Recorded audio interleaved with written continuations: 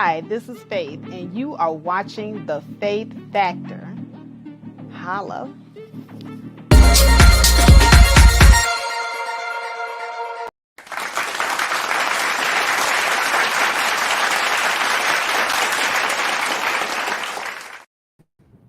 All right. Hello. Welcome. This is Faith, and you are watching The Faith Factor. And you see the title of the stream. Let's talk about us fat. Let's talk about us ugly. Let's talk about us baby mama content creators today, y'all. Because apparently, when we win the argument, that's what they like to deflect to. How many of your favorite content creators in this sector has been called fat? I don't know about you. Now I'm just a little, chunky or whatever, but I don't think that I'm fat. I wouldn't call this fat. Okay. I I wouldn't say that. But okay, I'll be fat today. I'll be fat. I'll be I'll be ugly. I'll be black. Thanks, Aaliyah. Aaliyah, you know what? See, this is what I'm talking about. Every time you win the argument, they deflect. I was on BMT's panel yesterday, and he had a wow panel. JI was up there, and he was talking about what he normally talks about: financial abortion. He wants black men to be able to, get away unscathed. He wants them to get away unscathed. So, we had a little talk. We had to talk about what was fair and what was equal. And you know that all things equal isn't necessarily fair. Not necessarily. So I was telling him that, the mere fact that black women, that we bear the burden of having the baby, and if we don't have the baby, we bear the burden of having to go through the physical every single time. Everything for us, every decision that we make upon inception of a child being created in our wombs, it's all physical for us. See, they think that it's just nothing to get an abortion. Oh, that's nothing. Go lay down on the table and get an abortion. You women have options. They think it's nothing to take a Plan B pill, not knowing that that's physical too. That pill is doing things inside of the woman physically that's causing her to go through great pains and hurt to get rid of something that, she doesn't want or you don't want. But it's nothing to them. They just feel like, oh, just take the pill. It's no big deal. No big deal. And so they feel as if women don't have accountability. Now, granted, there are some dust bunnies running around here that do use abortion as a form of birth control. They have no respect for their bodies. They use Plan B as a form of birth control. But it's not something to be taken lightly. And it really pisses me off is when men open their mouths and they try to downplay the physical portion of what women have to go through when we go through these procedures. Popping that Plan B pill is not just all running through like they used to have a Summer Ease commercial when the women were running through the fields. That's not it. That's not it.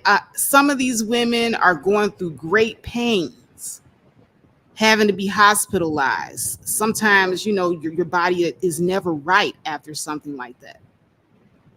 Same thing with abortion. Sometimes your body isn't right after just going through one abortion. But it's no big deal. It's yet another option for you, according to these men. Never mind that they too have options. Never mind that they could get a vasectomy if they really, really are afraid of getting women pregnant and becoming fathers to children that they don't want. They also have options. They could wear condom, they can get a vasectomy, they could decide not to open the legs. When they tell the women to close the legs, how about you not open the legs? They could do that. They could be the masters of their own destinies if they so chose. But instead, when you tell them that they actually have options, when you tell them that they can be the masters of their own destinies, their pushback is, you're fat, you're a baby mama, you're ugly, you're a whore. Like, if you guys listen, if you go and listen to that panel that BMT had yesterday, the deflecting was off the chain. The deflecting was off the chain. Hey, Mahogany, what's up, Mahogany Roots? I was just talking about how all of the favorite female content creators on here, we're fat, we're black, we're ugly, we're all these things. And I'm sitting up here like, fat where? Fat where? Where's the fat? Fat where? Come on, somebody help me find the fat. Where's the fat? Somebody find the fat. Find the fat. Find the fat. Where is it? And then even when I try to lose weight, yeah, I know, Mahogany. I know. Every time they lose the argument, you're fat, you're ugly. They go into their little Mr. routine. It's funny. It's so funny. And all I can do now is laugh. Laugh. Half the time, these guys are sitting on here, they're bald. They got pot bellies. They're sitting up here fat as hell themselves and ugly. Let's not forget ugly. And they got a nerve to be talking about us. It's really funny to me. It's funny to me. But I'll be fat. You know, every time I try to go to the gym to lose weight, my boyfriend, he is a booty worshiper. Now, for those of you who have boyfriends that are a booty worshiper, try to go and lose weight on a guy that worships your butt. Every time I try to lose weight, I think he sabotages me. That's when I go and I hit the Stairmaster real hard, I'll be like, I'll be getting it. And the next thing I know, I'm being taken out for filet mignon, seafood, and all the stuff that I love to eat, cheesecake. I mean, we in there just grubbing it up. And then I'm sitting at the gym like wondering how come it's not working. How come I'm not losing this fat? Because, ladies, your boyfriend is a booty worshiper. That's why. And he's sabotaging you every time, every single time. My boyfriend sabotages me every single time. Every time. And then when I get ready to go out, especially I gained about another 10 pounds. And my weight always goes either to my thigh area or my butt area or the hip. So he's over there worshiping booty. When your boyfriend's a booty worshiper, he's going to sabotage you trying to lose weight. That's just the way it is. No, educated Aries. No, I really appreciated a man actually coming in and stepping up to another man. It felt so refreshing. Everybody check out Educated Aries channel, by the way. It felt so refreshing for an actual man to step in and check another man. You really don't see that too often. And that's another thing. When you guys tune in to BMT's live, Educated Aries checked the hell out of J.I. I was like, wow. That was like the most, I had so much fun listening to Educated Aries. I mean, imagine being able to just lay back and just let a man handle things. I was like, yes. Doing my nails, like, yes. Educated Aries says, I just had to address that JI. Yeah, JI has been off the chain for a minute. Like I said, I I go and call it down the middle. I address women, but if I have to address a man, I'll address a man too. I don't have no problems. I'm with the shits all day long. Sometimes twice on Sundays I'm with the shits. Yes. Oh, and in case I don't go live tomorrow, I just want to say in advance, happy Father's Day to all the fathers in the house. To all the fathers in the house, say, ah. Happy Father's Day. I don't know if I'll be doing anything special on Father's Day because, of course, I will be definitely celebrating with my dad. Oh, the Clue channel. Thank you so much. Hey, he said, hey, bad girl of the tube. Thank you, Clue. Thank you. Yeah, Joe J.I. was cutting up yesterday. I don't know if you had a chance to see BMT's panel, but he was really in rare form. All the ladies, and including a man, had to jump in and tag his ass. I mean, he was getting out of control.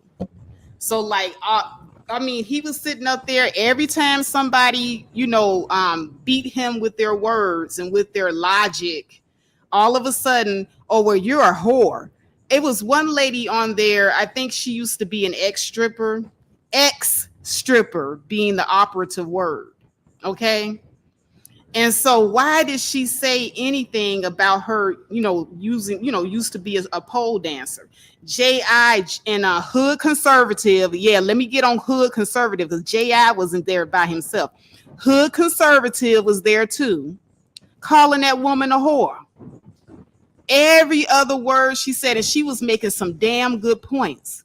She was talking about the system. She was talking about white supremacy. They wasn't trying to hear that. Every other word, you a whore, you a whore, you're a whore. Like, this woman is a whole married woman, y'all. Okay, whatever she did in her past is her past. But right now, this is a married woman. I don't know if she's a mother or not, but this is a very honorable lady. She's living her life in a much honorable fashion. And evidently, a man saw something valuable in her where he decided to take her off the market. But oh no, every time she says something logical, every time she said something that made sense, they had to go into the name calling and ad hominem attacks. And it was the same thing with me. When I came on there, I said, okay, well, you guys are looking at fairness, but is it fair that only women can have babies? Only women can have babies. Only women can carry babies. So if we're the ones carrying the load, and if we're the ones left holding the bag after everything is over, and it's easy for a man to just walk out, not leave a forwarding address or nothing, what do you think that they were going to do eventually? And like I said, I tried to articulate it yesterday. Really, child support came about because of white men trying to track down on their deadbeat father problem. It was a lot of older white men that had daughters that were running off and getting married. And the white husbands that they were married to would take off and leave them with children. And so what would the women and the children back during those times have to do? They would have to go back to their father, the original man that was taking care of them. And now they're not just going back to their father by themselves. They're going back to their father with the children that this white man abandoned. So white fathers everywhere got tired of their white daughters coming back home after having been abandoned by their deadbeat husbands. and deadbeat boyfriends. It wasn't just the ones that were getting married. These white girls were out here getting pregnant, and sometimes they couldn't even find the boy for a shotgun marriage. So now it was a shame on the family, shame on the father, and the father, who was the head breadwinner during those times, had to deal with the daughter and the illegitimate child. So these white men who were tired of their daughters bringing back these illegitimate babies, they came up with the system of child support. And so now shit rolled downhill. Because remember, family court, child support, welfare, these were not things that were created for Black women. Black women always had to work. And if we got caught up, we were always held accountable. Black women have always had to take accountability. Even while we were 8 and 9 months pregnant, we would be in some white lady's house cleaning, taking care of her children, and trying to make money for our families because there wasn't a lot of opportunity for Black men. And when Black men decided to take up and leave, well, it wasn't like we were getting a lot of help anyway. So if they took up and left, we were still left holding the bag anyway. A lot of times Black women were taking care of their children. They were taking care of their fathers. They were taking care of their brothers, their uncles, and the no good ass man that was laying up there on their couch, getting them pregnant. We have always been accountable. So this is why I can't understand when people like J.I. and Hood Servative step in talking about, when are you Black women going to be held accountable? When are you Black women going to take accountability? When, my question to you, when haven't Black women taken accountability? It's not like Black women have been able to just sit back on our laurels for years upon years and just be comfortable. Get the fuck out of here. We've never been able to do that, ever. Oh, shout out to Woman's Sphere with the $20 super chat. Thank you, sis. I appreciate it.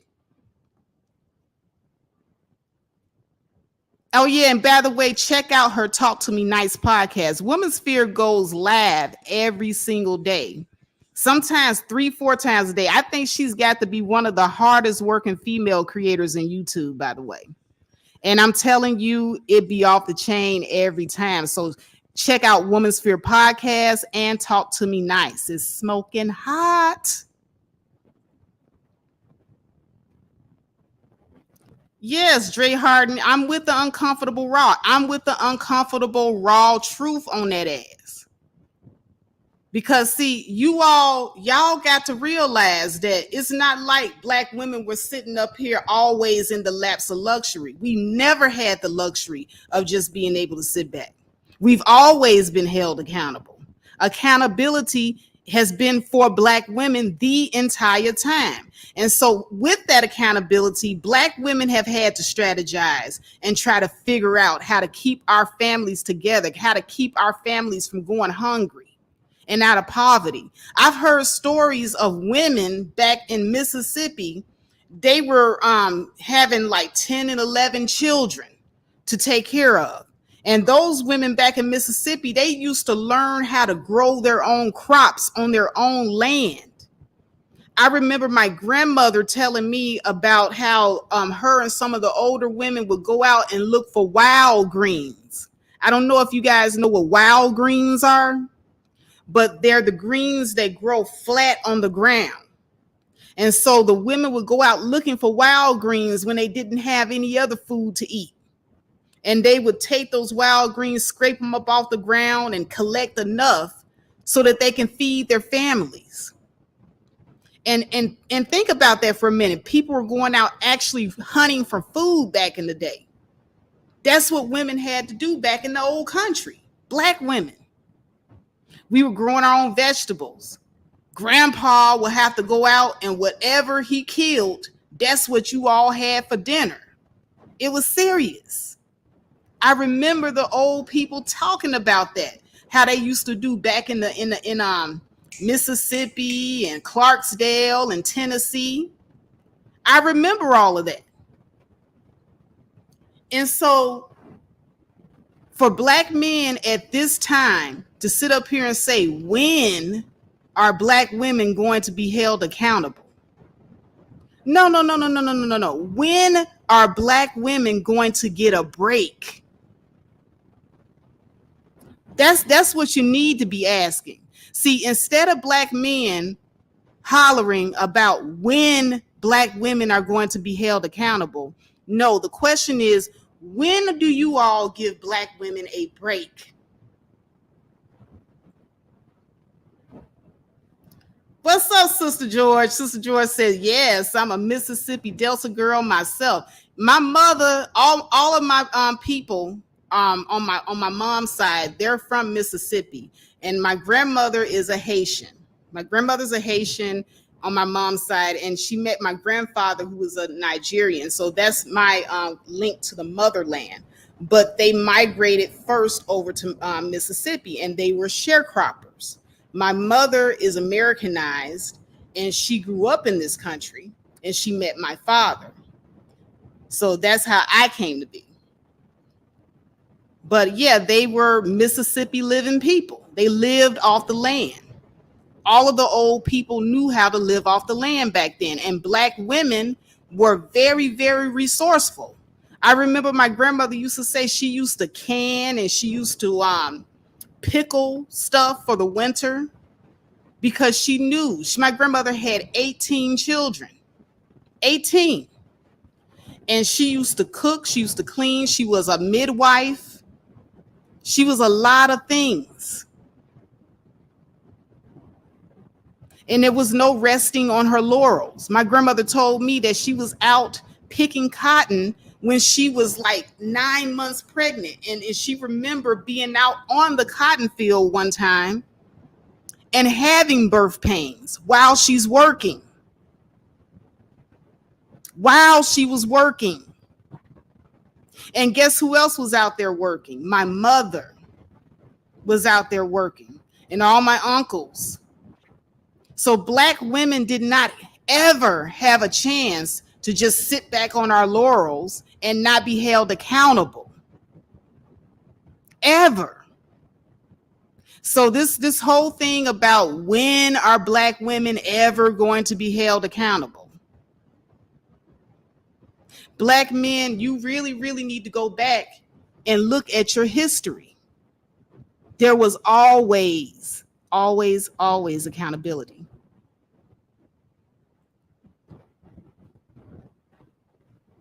Black women have always had to work hard, right along with black men, and sometimes without black men.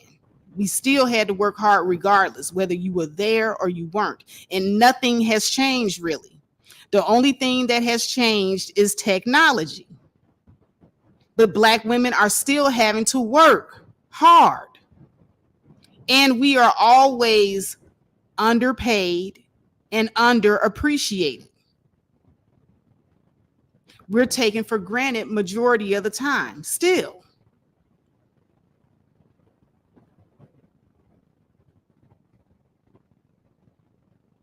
But when you try to have reasonable conversation with some of these black men or males, I would call them boys. They're boys. What's up, can't hide? They're boys. Because they sit up here and they think that it should be perfectly fine. Because here's the thing. Let's just go ahead and cut to the chase. Black men have always just wanted black women to be their mules, their cash cows, their workhorse. They want you to go out there and you can bring home the bacon. They want you to fry it up in the pan, but you also have to remember not to ever forget that they're the man. That's what they want. And there has been a mass awakening with Black women. Massively, Black women are becoming to realize that they're tired of being the workhorse and the mule.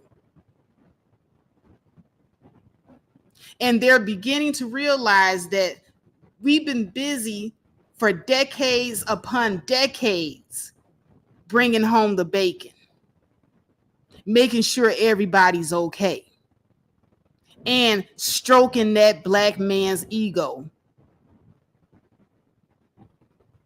Do you know stroking that man's ego when deep in your heart you know he ain't shit?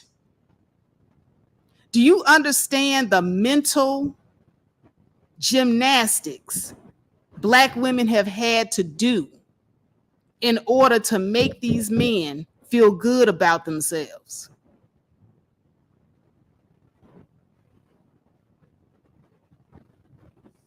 And Kareem the Trucker, I'm not saying all Black men, because there are some Black men like yourself that will sit your wife down and give her a break. But I'm talking about overall, the collective.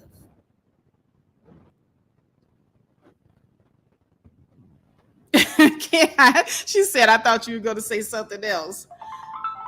No, I mean, there's a lot of mental gymnastics going on in the Black community with Black women having to coddle Black men's feelings. We've always had to do this.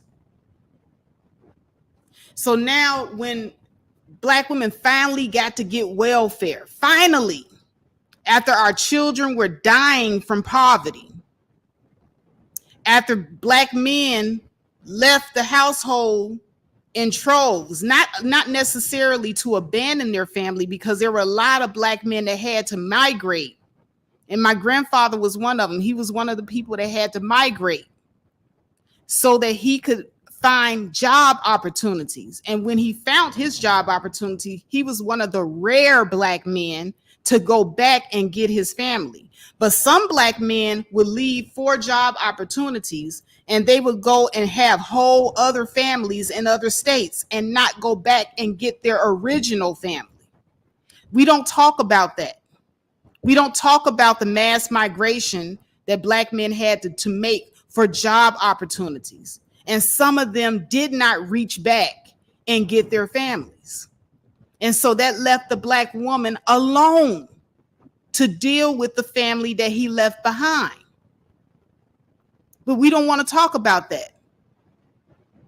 Now, see, instead of asking when are Black women going to be held accountable, we need to be asking when are Black men finally going to give Black women a break?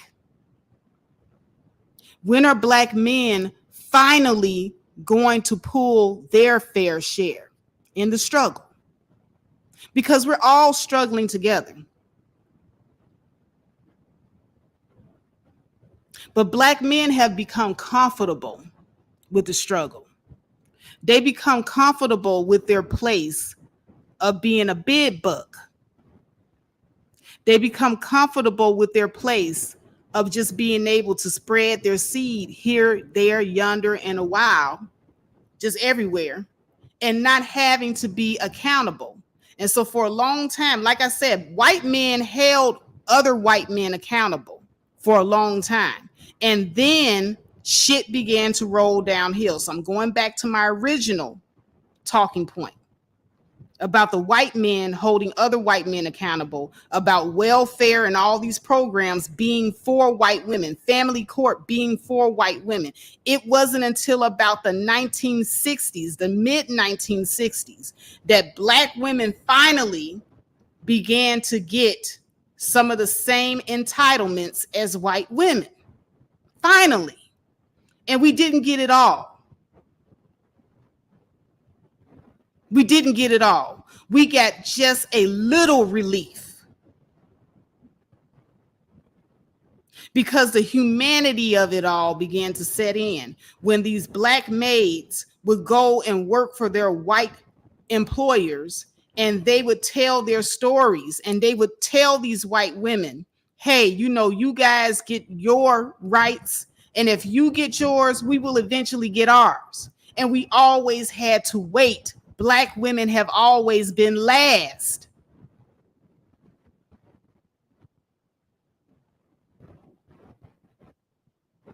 Oh, Soup Bone, this is not just black male bashing.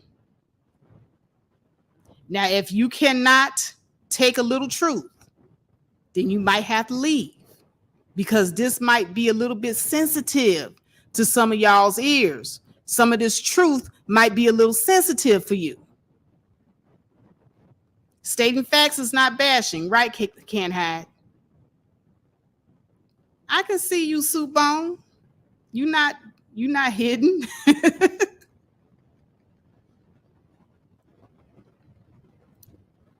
So yeah, it goes back to that.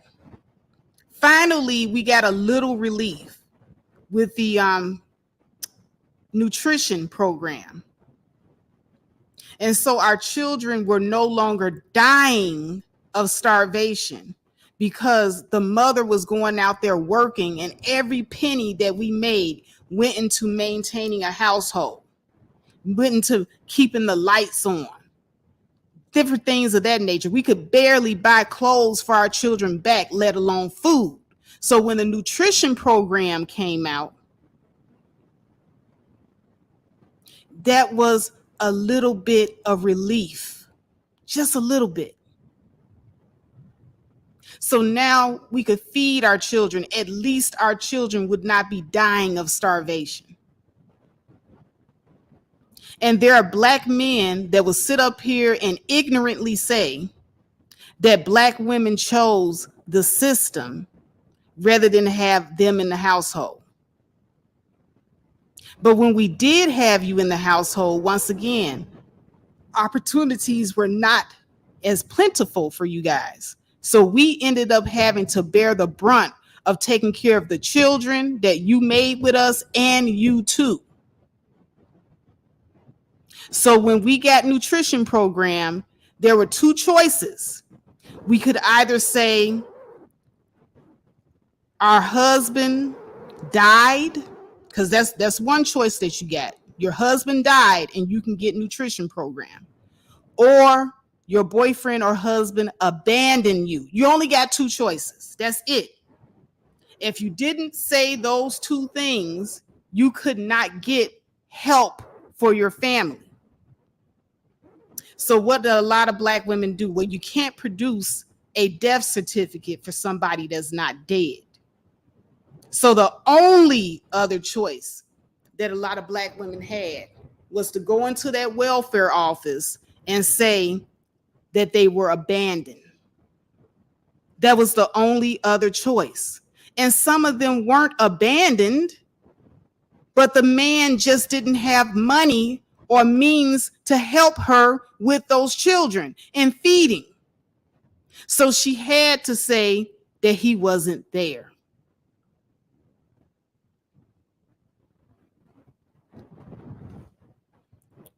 Kareem says, Miss Faith, do you think that black men and women can repair our community as a unit, or is there too much dysfunction? I don't know.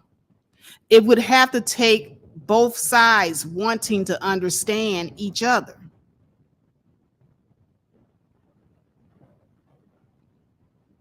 It would have to take both sides.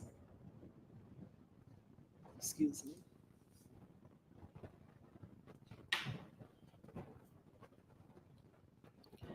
So when she said that the man wasn't in the house, they gave her the nutrition money so that her and her children and even that man could eat. The man was in the household the entire time, a lot of times, and he was eating off that nutrition program too. And she would go out and she would continue to work, and she would continue to keep the roof over the head, the bills paid, and the nutrition program kept food on the table. And he was right there eating right along with her a lot of times. But you let them tell it, you let them rewrite history. We were pushing them out of the house. And I say that's a damn lie. There were women with their man in the house. And a lot of times when social services would come by the house to check on things, to see how things are going, she would have to hide him, hide his stuff.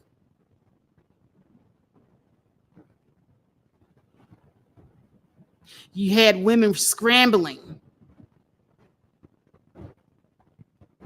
But on paper, when you look at all the documentations from back then in the 60s, all the women damn near would say that they were abandoned because that's what they had to say. You only had two choices. And unless you can produce a death certificate, you had to say you were abandoned.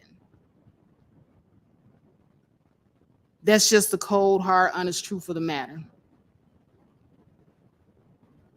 So that's the reason why I don't really like looking at some of these statistics and studies, because it doesn't take into account the people who had to lie about their situation out of desperation.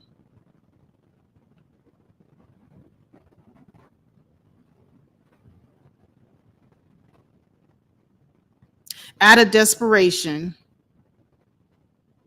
there were a lot of Black women that went into those public service offices and they would put down that their man abandoned them, but the man was in the home the entire time. So even the information from the Moynihan report that you Black men are so obsessed with, you're obsessed.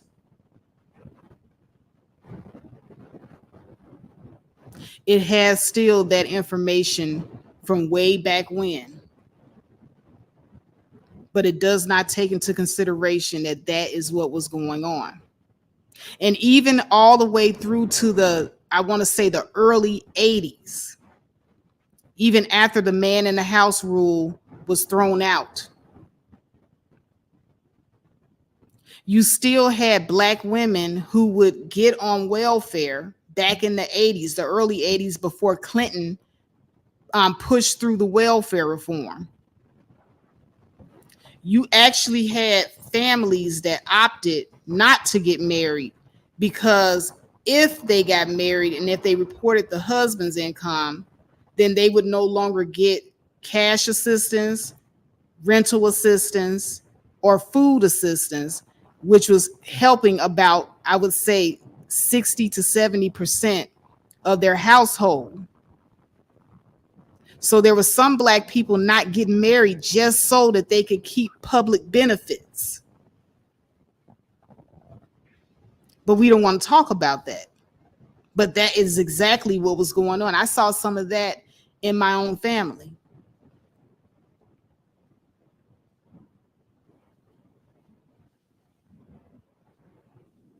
But you have people with blinders on that don't understand how to read the statistics. They don't have a clue as to what history they need to take into consideration when looking at those statistics.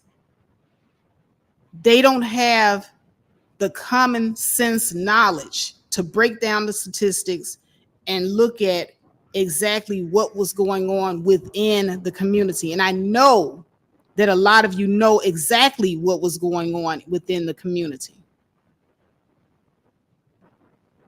I know a lot of you saw your uncles living with their girlfriends who were living in Section 8 housing. But you all don't want to admit it. You don't want to admit that there were a lot of Black men that was riding the welfare wave right along with their Black woman. And they were very much in the household. You don't want to admit that. You also don't want to admit the number of women that some of these Black men were getting pregnant during that time, that they couldn't live in the household with because they were already part of one household. I've seen that plenty of times too. I've also seen Black men who would go from household to household. It would be like he had it on a rotation, Winter, he's in this household with his kids with this woman. Spring, he's in this household. Fall, he's in another household. Summer, he's somewhere else. And he would hop from household to household with different women that he got pregnant. But we gonna be blind. We gonna act like we not seeing to the left or the right. When majority of us are not that far separated from people who live like this in the poverty situations. I've seen the projects in Chicago, Cabrini Green before they tore it down, Ida B. Wells before they tore it down.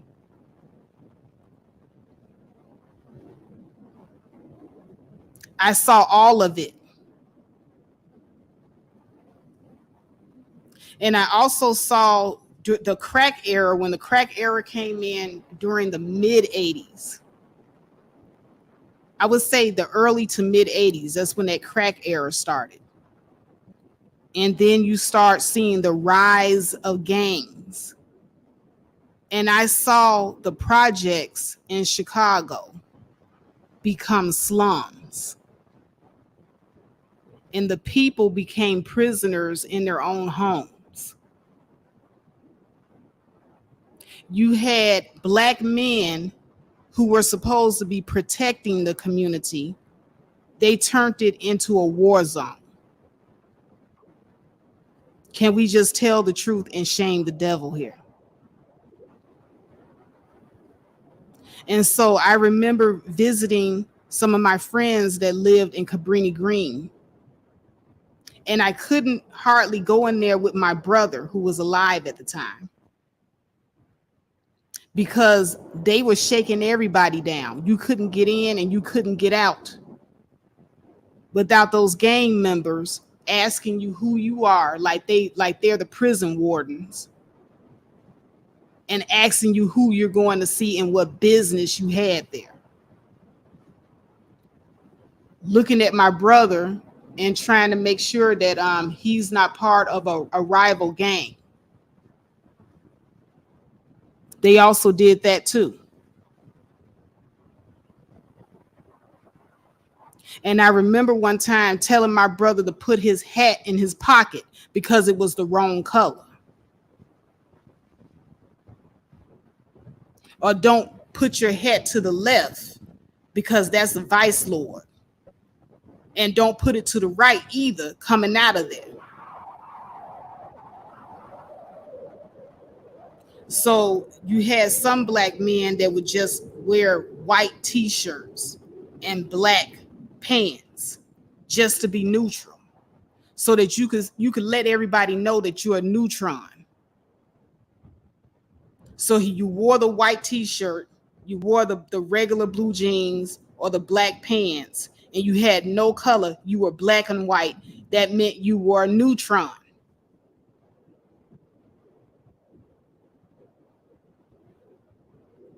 And that's what my brother and I had to do just to get into the projects to visit our friends.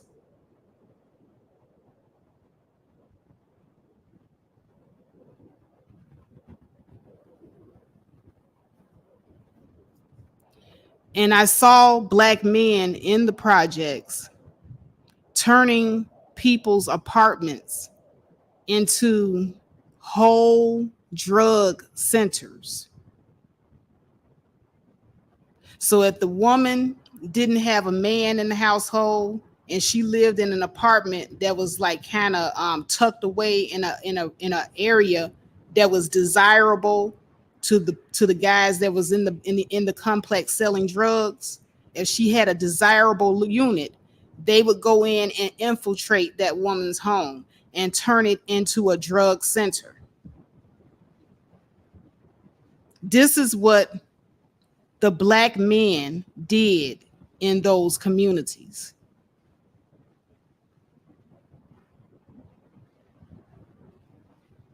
And so when they tore the projects down, because at first everything was contained within the project areas, there was very few of that going on in the hood. But when they started redlining and when they started tearing down the projects and these people had to scramble and find homes, the neighborhood that I grew up in, that was a very small black middle class area, became a hood when they tore those projects down. And so now you had a clash of the classes. Whereas my father was a middle class, hardworking man that got up every day and went to work. And the mailman that lived down the street was a hardworking, middle class man that got up every day and went to work and took care of his family. And we had a dentist that lived down the street. And we had Mr. Johns that owned the candy store in back of us. And we had Mr. Brown that lived 2 blocks up that owned the fish shop. And when the gangs came into our middle class community, where we had black businesses and black men who were proud fathers and business owners and hardworking men, they were outnumbered by the Dusties that moved into the community and took over. They were outnumbered. I remember the day the gangs came right in front of my house down the block. They jumped out the car, they ran and got the mailman's son. And they threw him in the back of the trunk and took off. And I remember the mailman speeding up in his car. And his wife was standing outside hysterical, telling him that they took their son. And I remember him getting in his car with his gun strapped to his side to go and get his son.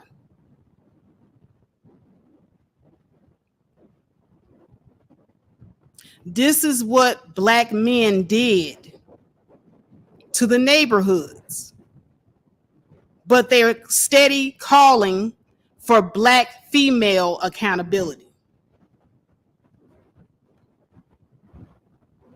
I'm not telling any lies here. Somebody tell me, where's the lie?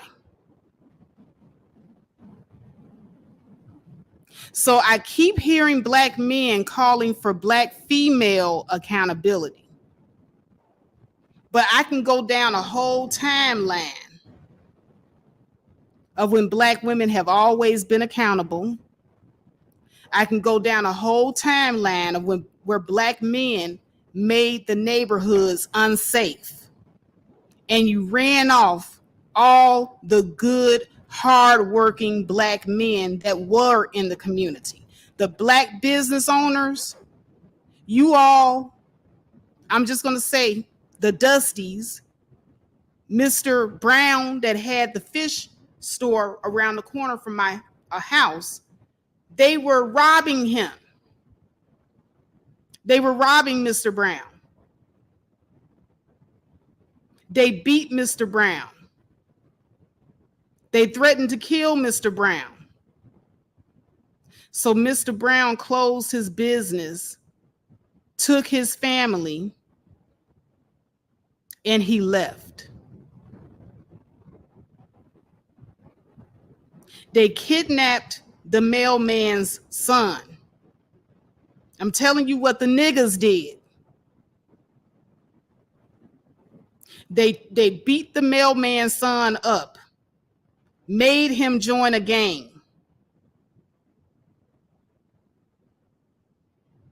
That's what they did.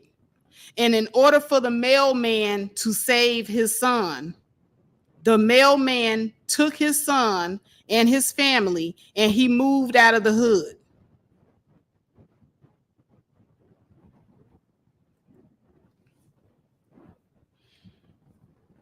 And they killed my brother. They shot him in his back because they were too cowardly to fight him.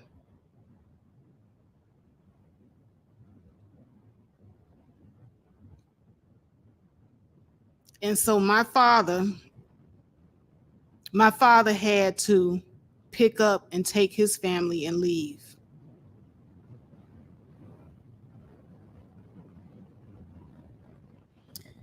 But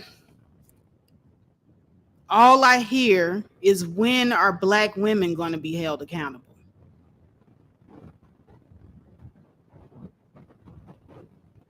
I've lived through decades and decades of history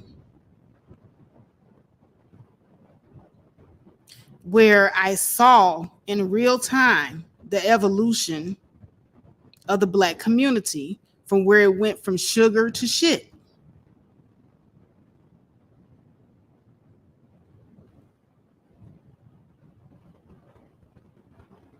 And it's not a Black woman thing.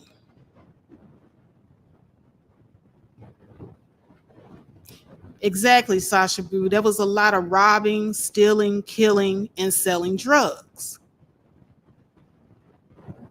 And so the good men that were left in the community were run out because they were outmanned. I'm just going to tell you, there were more drug dealers, there were more murderers, there were more thieves, there were more Black men that were doing that than we had Black men in the community working, owning businesses, and raising families. And in order for those Black men to protect their families, they had to leave. Thank you, all things Nata Jean. Can't hide. Wait a minute, I saw somebody sent. Oh, Doug with the $5 super chat. He said, for calling out the delusional history told on here from the SBE Entertainment, aka Manosphere.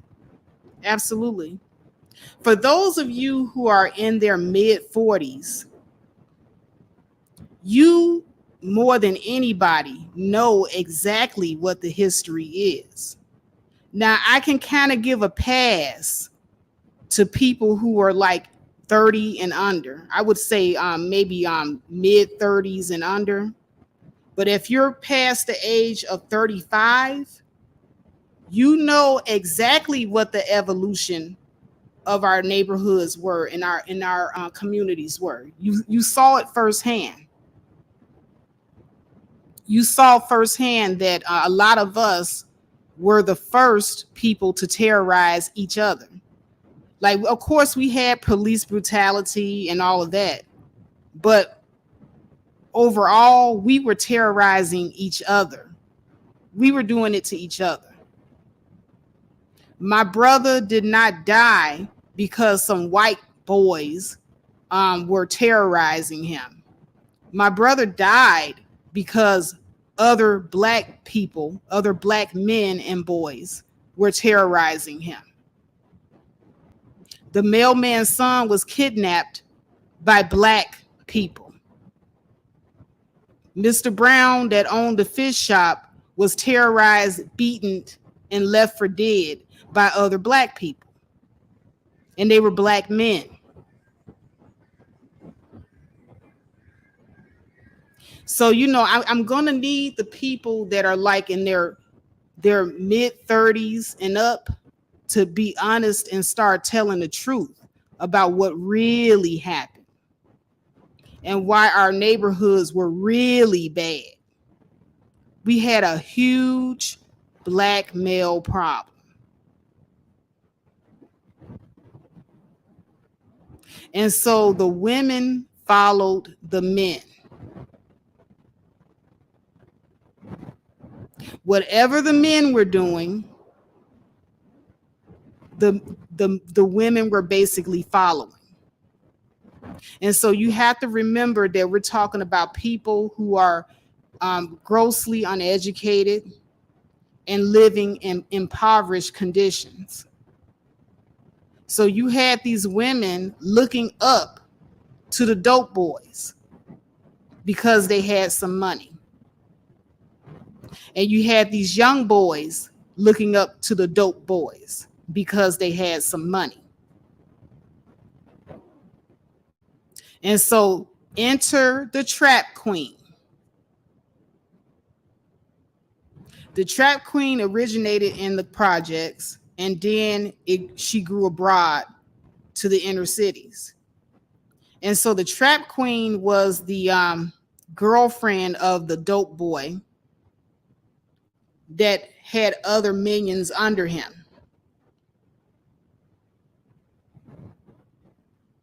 And so the trap queen would go to the beauty salon and get her hair and nails done every week. She had diamonds and all types of gold and necklaces and tennis bracelets and expensive clothes, expensive shoes, because her boyfriend was the head honcho drug dealer in the neighborhood. And I remember this. I remember the trap queen who she was in my neighborhood. And she had the nicest cars. Her kids had the nicest clothes. And we looked up to her and her man, because in the Black community, that is what we thought was success.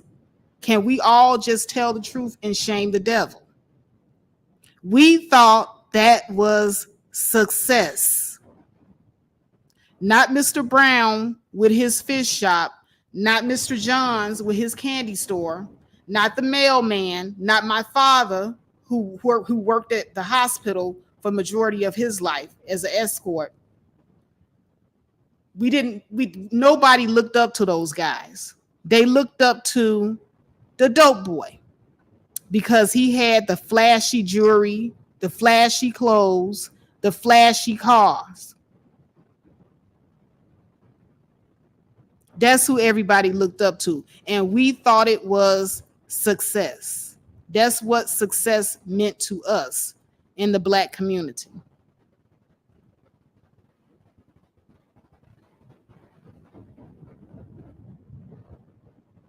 Doug says people conveniently leave out during Vietnam. The military didn't pay regularly during deployment, and men could not send money back to their families until they finished a tour. Another reason. Yes.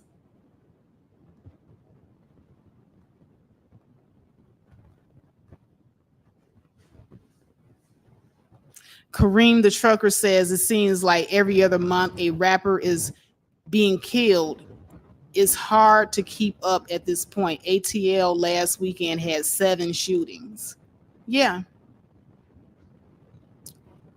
And we could talk about mass shooters all we want. But in the Black community, we have always had mass shootings, but it didn't get called that. Our mass shootings were just called drive-bys. We always had people shooting up schools. But when white people do it, it's an isolated incident. When we do it, it's business as usual. We've always had our degenerates in our neighborhood cutting up. And see, when white boys do it, they want to get them help. They want to talk to them and rationalize and find out why they snapped. But Black boys been snapping for a long time. How come they didn't look at the drive-by shootings in the neighborhood as a cry for help? I think that was a cry for help. If you keep every night in Chicago, at least 20 people are getting murdered. I think that's a cry for help. I think Black men have been snapping a lot longer than white men.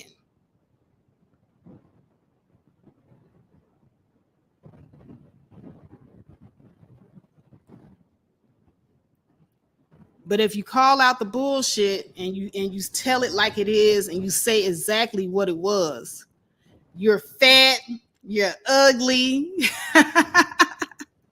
Faith, you're a daggle, you're out of shape. Yeah, let me daggle y'all. Let me daggle y'all with my out of shape behind. Let me daggle you with these out of shape titties. Let me daggle you with this out of shape waistline. Let me daggle you with these out of shape hips.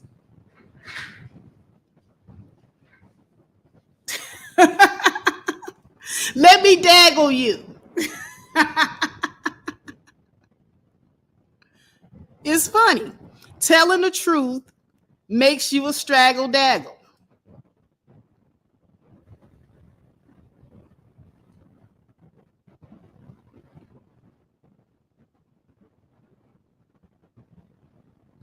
They want to tell you you're a straggle daggle when you tell the truth.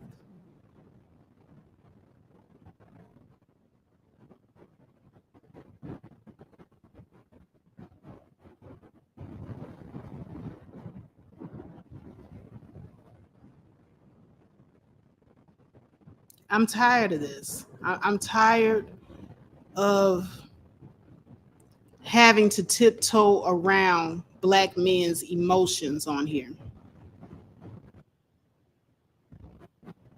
I'm tired of having to tiptoe around the facts that is pretty much, is that the information is out there for everybody. I'm tired of tiptoeing around the fact that but it's biologically impossible for black women to have babies by ourselves.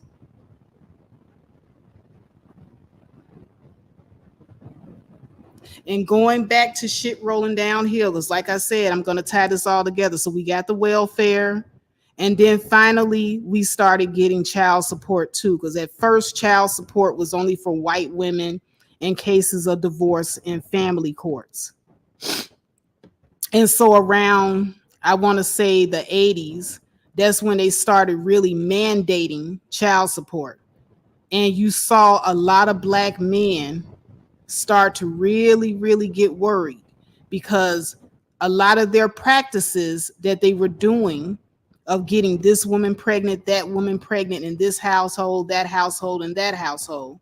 Well, now with welfare reform, Bill Clinton comes in and he says, no more will you get welfare just for saying that the man abandoned you.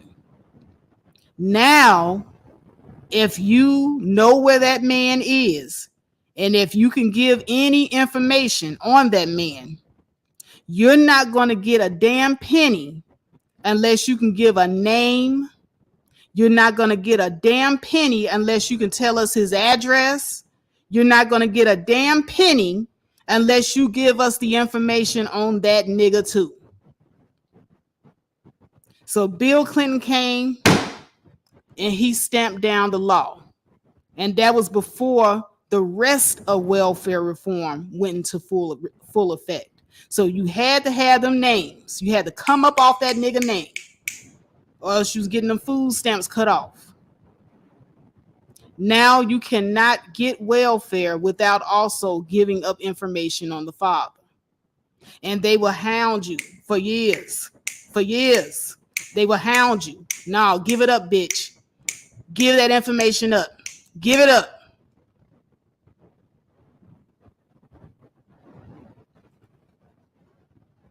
And so black women reluctantly did, because it was either protect this nigga or feed your kids. I'm just going to keep it all the way 100. That's what it boiled down to. It was either you going to protect this nigga or you going to feed your children. How much you want to bet black women chose to feed their children over protecting the nigga? And guess what? She sure in the fuck should. As well, she should feed her children over protecting a nigga.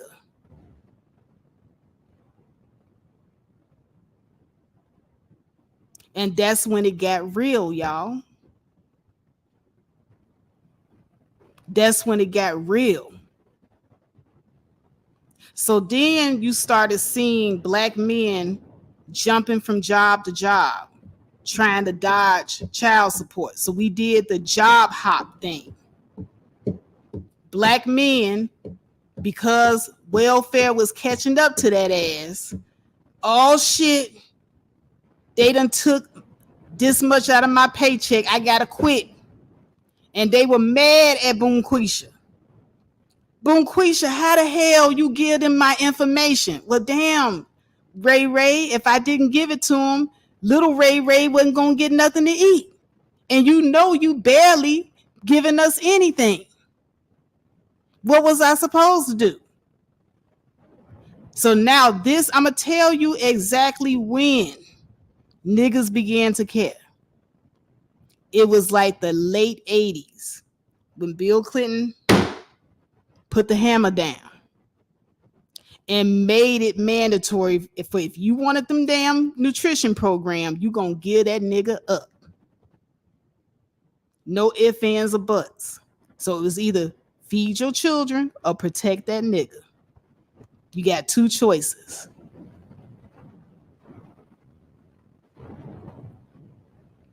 And so then the law start catching hold of these niggas job hopping. Hoppity, hoppity, hop. Job, job, job. Hoppity, hoppity, hop. So now they make laws that say, hey, nigga, if you don't work, if you don't have a job that we can take this child support payment out of, guess what? Your license finna be suspended. And if you keep playing, we might throw your ass in jail. So it started getting real. So now the job hopping wasn't helping no more. Because if you hop too many jobs, you were evading child support. So now they stuck. And they didn't start getting mad until around the late and early 90s. I'm going to tell you when they started getting mad.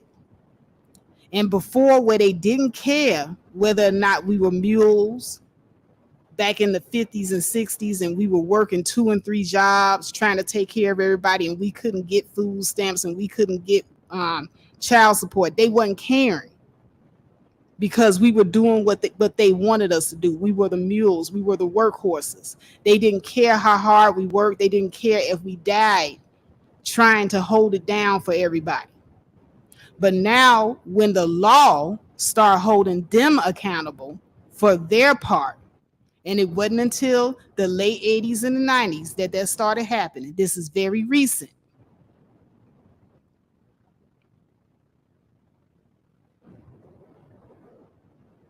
All of a sudden, niggas is mad talking about black women chose welfare over them. They just started saying this. And it wasn't until the late 80s and 90s.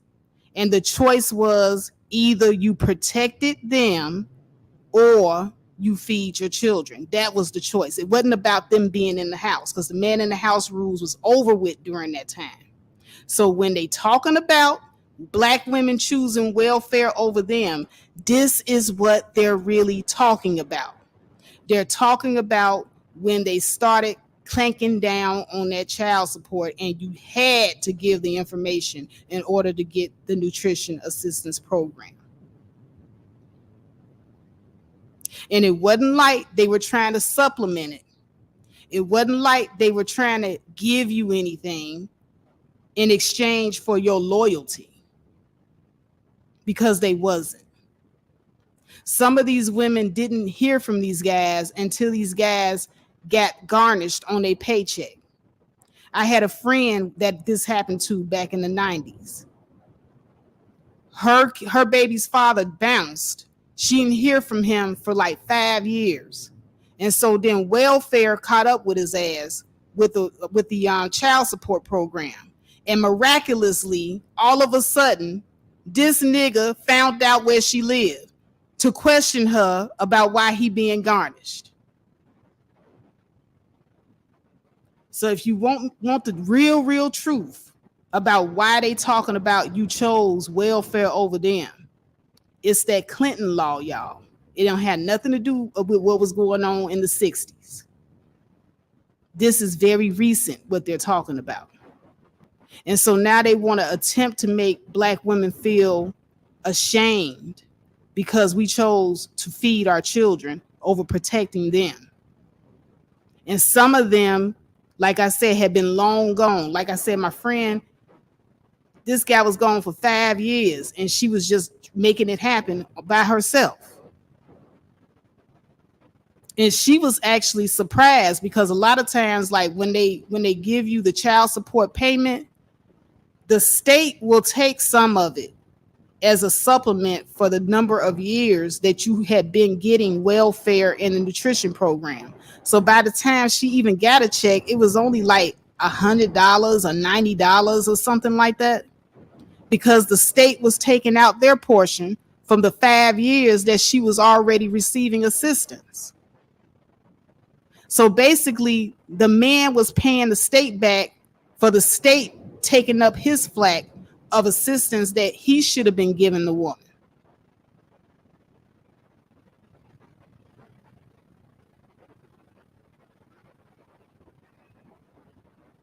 So I'm a debunk a lot of lies. I'm gonna tell you, when they talk about you chose welfare over the man, this is what they talking about. They're not talking about the 1950s, 1960s. They talking about the late 1980s and the early 90s. That's what they're talking about. They're talking about when they were finally being held accountable for not being there. So when black men got a little taste of accountability, this is what they turned around and did.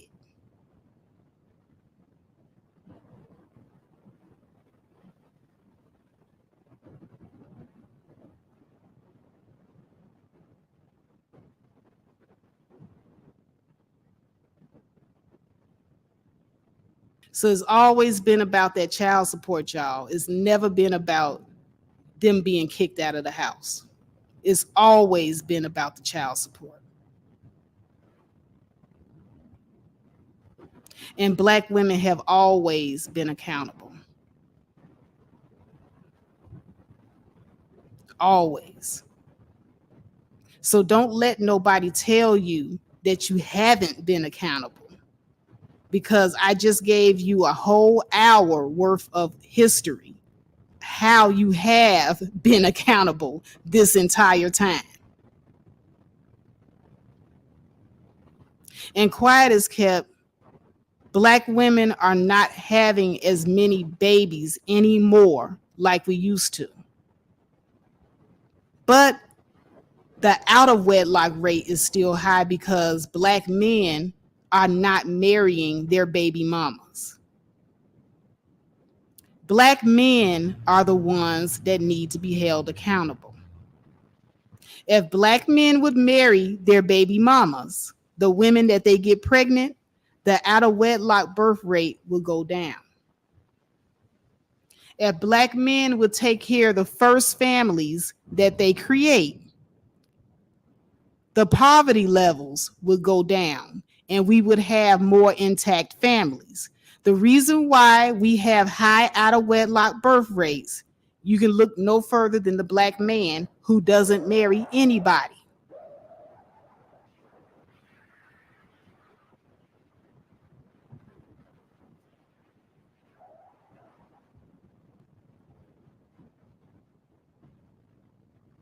And I'm just speaking facts here.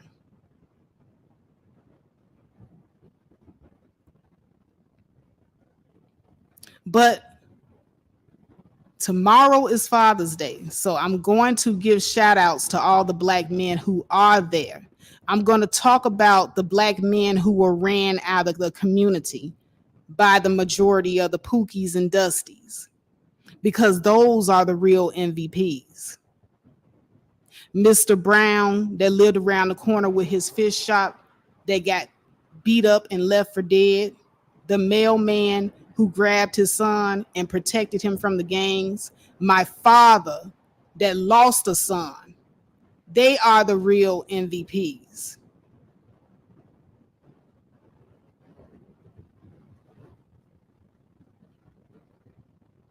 Happy Father's Day.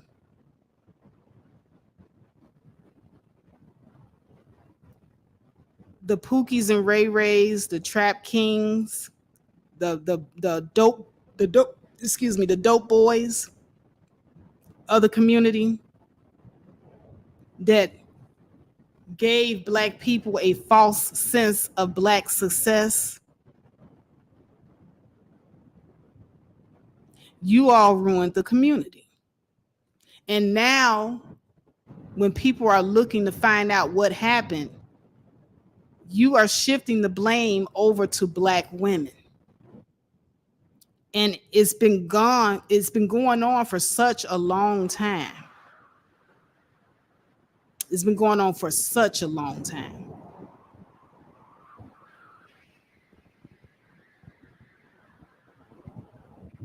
Now, I've been at this for over an hour, so I'm going to let you guys make up your mind. Anybody that want to come up here, if you disagree with what I say, if you got some smoke for what I said and you want to hit the link, you can hit the link. If you agree with what I said and you want to come up and add some of your own stories or stats or evidence, you can do so as well. Also, I want to shout out Chantel Commentary for the $10 super chat. And I just want to go ahead, everybody that's been donating today. She says, been listening in. Great commentary, sis. Thank you so much. And I want to go ahead now at this time to acknowledge everybody, because it was Woman's Fair, Doug. It was quite a few people in here that gave super chats. And I just want to let you all know, for everybody that supported me, even with the cash apps and the super chats, I appreciate every single one of you. And this standing ovation is for you.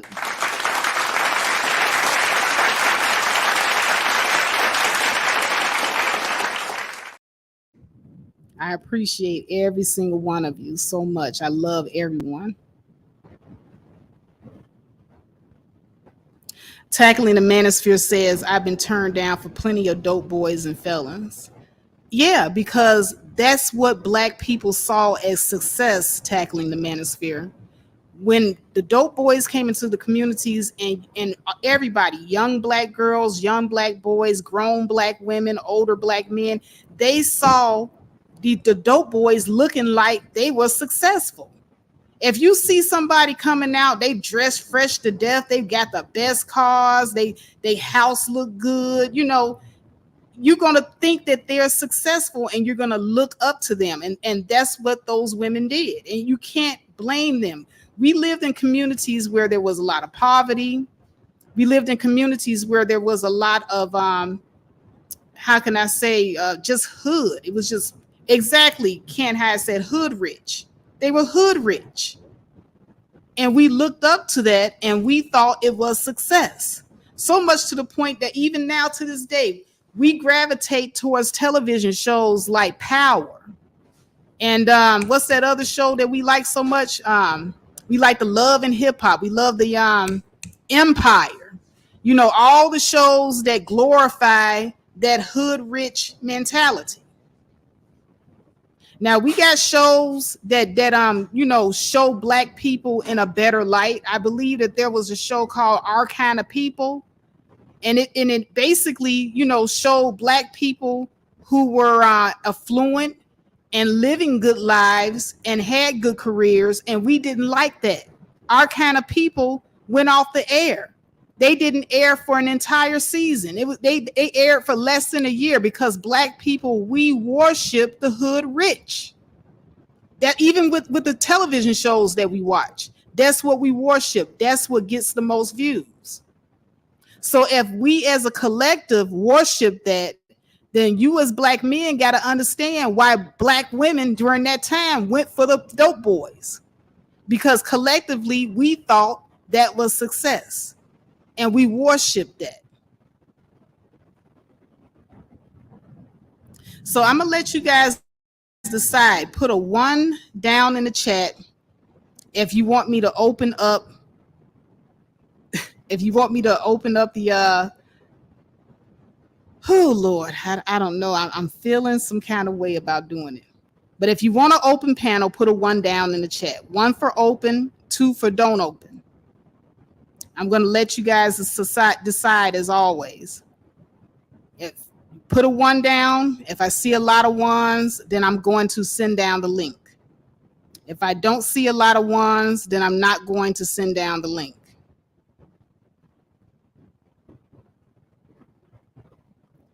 So far we got 2 1s and 1 2. Oh, wait a minute. Well, some of y'all voted twice.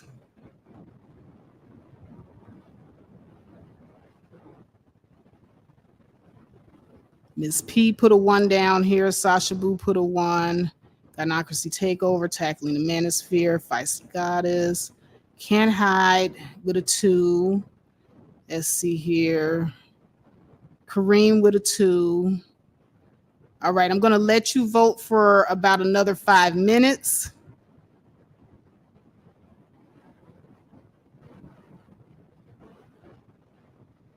Because like I said, when I open the panel, there's going to be rules. That's if I open the panel. If I open the panel. Because like I said, I laid down a lot. I laid down a lot here as far as the history. And I'm telling you, this is the history according to what I grew up in and what I saw, along with the stats and the data.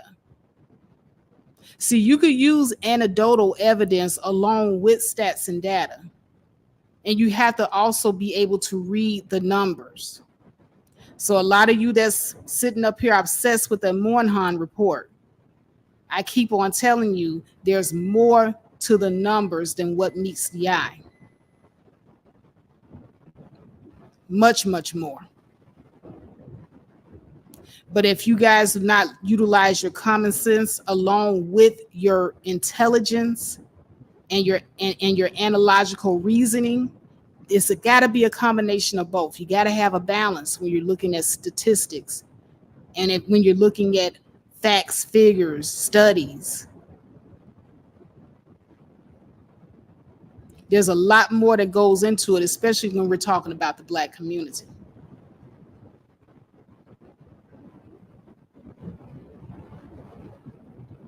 Thank you, Can't Hide. Can't Hide said your words are undeniable and can't be debated. Yeah, but you know, I know after this I'm gonna be a straggle daggle, ugly, fat, baby mama. You know, it's getting to the point where it's becoming comical. I welcome it. I welcome it. I love it. You know, they get mad at you. You're fat, you're straggle daggle, you're baby mama, you're a whore, you're all of these things. And it doesn't take away from the fact that these things happen. This is our history as Black people in America. This is our history. Knit says, such a good live stream. Please don't ruin it with emotional callers deflecting. Yeah, they are. Knit, you are right. It gets emotional up in here. It does. But so far, I got 2 people that want the panel closed. And see, Knit says close it. That's 3. 1, 2. I'm trying to count the ones. 3, 4. Okay. I got 5 yes to open the panel and 3 no to open the panel. I'm going to keep letting y'all vote.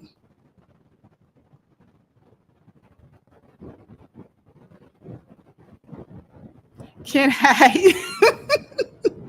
Can't Hide. You done already voted. She said, nope, nope, nope. Can't Hide. Keep putting 2s down there. Y'all is funny. Y'all funny to me. Yeah, I kind of feel the same way though. Because I know, you know, as soon as I open it up, somebody's going to come running up here in their feelings. They're going to come running up here with no facts, no stats, not even real anecdotal evidence. I'll take anecdotal knowledge if it's coming from a real place and it reflects every Black person's experience, majority of our experiences. Now, the anecdotal evidences that I gave, this is majority of our experiences. Like everybody in the audience could actually feel what I was talking about, because this is a majority of what we experienced in our hoods. But if you got people coming up here like, no, you know, my mother was the only saint on the block. No, you know, my neighborhood that I lived in, we had nothing but businessmen and entrepreneurs in our neighborhood. All the black men in our neighborhood was not Pookie. All the black men in my neighborhood made six figures. You got people like that. You got people like that that will sit up and lie when you know good and daggone well after they closed the projects down, after the redlining, the neighborhood didn't look like that. Now I can say my neighborhood that I grew up in like from the time I was about maybe 5 years old, from the time I could remember to about 10, it was like that. But then after I turned 10, it wasn't like that no more. They tore those projects down, and them hood people came filtering in. And I was like, oh, hell no. Even me back then, when I was like 11, 12 years old, I knew that our neighborhood was not the same. When my mama would not let me go to the store by myself. What's up, Chef? Chef Disaster in the house. Uh-oh, I got another one. It looks like the ones are winning. Looks like them ones are winning, y'all. And you know, I gotta be fair. I gotta be fair. Right, Doug. Doug said my community had many black businesses until crack took over. Show you right. Because that's exactly what I experienced when the crack came and the dope boys came and God damn it, they tore down the projects. That was it. There goes the neighborhood, y'all. All the good black men, there they go. All right, so there's the link. There's the link down in the chat room. So now anybody that got some smoke for what I had to say, and mind you, we got rules. We're going to respect the host. We're going to respect the other guests. So when you come up here, we're here to have the conversation. We're here to actually talk about the subject. And that's the other thing. If you don't talk about the subject, if you come up here to deflect, you want to talk about my love life, you want to talk about straggle daggle and all this other stuff, well, then you're going to get booted off and blocked from the channel. But if you want to actually talk about the topic and you can stay on topic and you can make an intelligent argument, I will give you the floor. Now, what I usually do, I do my hour spiel or more, and I say everything that I have to say. So if you can come and debunk anything that I have had to say, if you can come and debunk anything, you're welcome. I welcome it. And if you have an agreement with what I had to say, you can come on here and you can give also your experiences, your information, your data, because I know that I'm not the only one that experienced any of this. I know for a fact I'm not. Kareem, Kareem, no, they cannot delete the. Kareem, you just terrible. You are terrible. You cannot delete the. I am the owner of the channel. You cannot delete my links. Y'all terrible. Y'all bad. Y'all cutting up today. I promise you.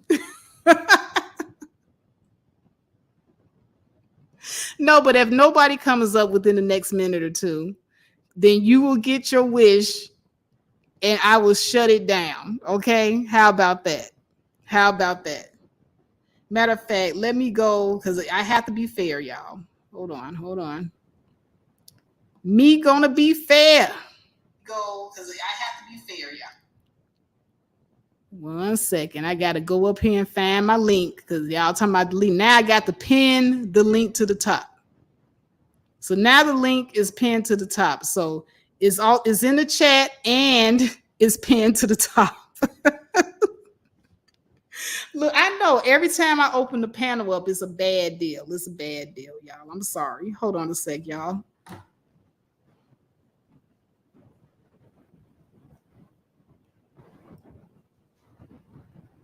Woo. Okay. I'm in here sweating. I think I think I need to put me a fan. Like I need to buy one of those little fans and sit it right in front of me. It's about 100 degrees over here. So I'm over here sweating and stuff. I'm like, ah.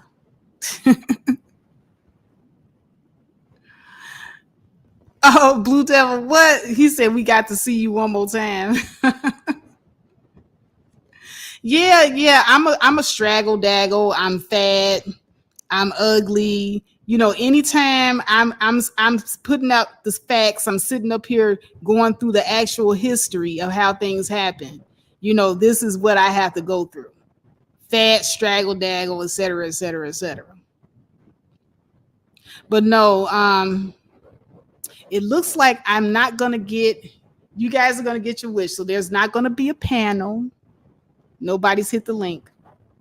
So I'm going to leave you guys with this. Instead of you guys calling Black female content creators out their name, why don't you try to fight us with your words? Use your intelligence. You know, try to debunk us. Tell me that the timeline that I just laid out here in this 1 hour live stream isn't correct.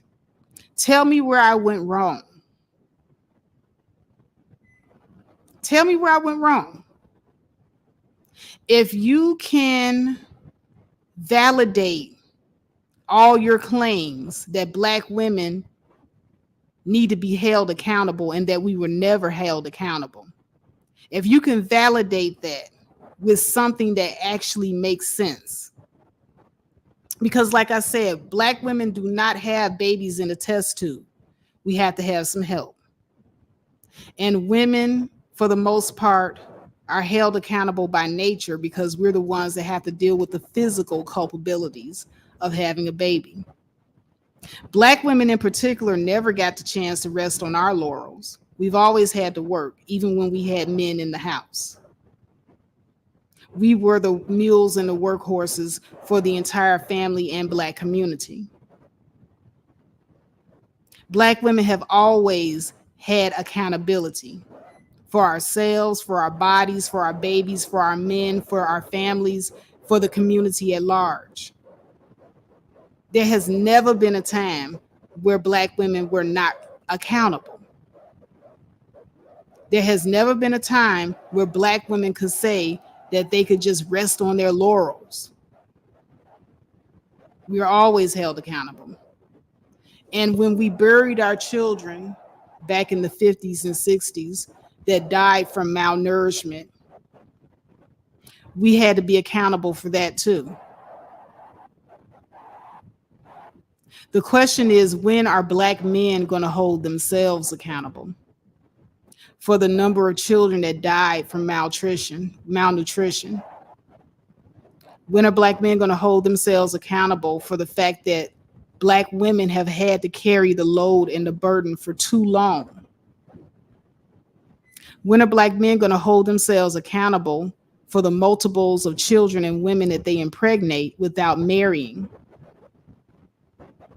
When are Black men going to hold themselves accountable for the fact that Black women no longer want to have your babies and that the birth rate has gotten so low that we are no longer replacing ourselves as a group? But the out of wedlock birth rate is still high because Black men don't marry their baby mamas. When are Black men going to hold themselves accountable? When are Black men going to marry their baby mamas? When are Black men going to stop getting more than one woman pregnant at the same time? When are you going to start using condoms or get a vasectomy if you don't want any children? When are Black men going to stop blaming Black women for things they have control over?